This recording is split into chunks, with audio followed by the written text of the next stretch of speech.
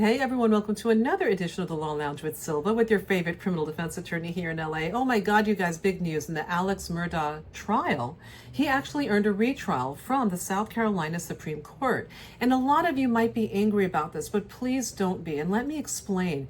They actually did the right thing. You know, I always say criminal trials, constitutionally, they have to protect the innocent, but they also protect the guilty. We have to follow the law. If we don't follow the law, innocent people can get convicted and never get their cases looked at.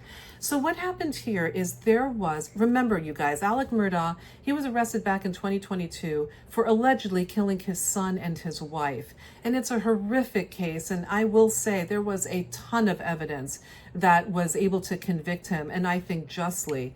But what happened was there was a court clerk who went too far. In a criminal system, you guys, you cannot infiltrate a jury. And what that means is you can't talk to them about the case. You can't give your opinions, especially if you're court staff or one of the lawyers.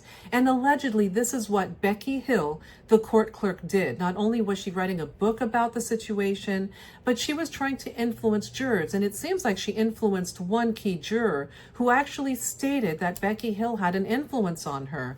That's a big no-no. When that happens, you need a retrial because you can't make sure that the case was tried fairly and ethically and constitutionally. So look, was it the right decision? I do believe so. But do I think he's going to be reconvicted? Absolutely. It has to be done properly. And I always say, you guys, the law protects the evil, but it has to protect the innocent for the law to work properly. I would love to hear your opinions on this. Let me know your thoughts. The sad thing is a court clerk actually is going to waste a lot of taxpayer money for a retrial that honestly should have never happened. All right, you guys, stay safe out there and look forward to the next update. I will keep track of the case and follow it every day.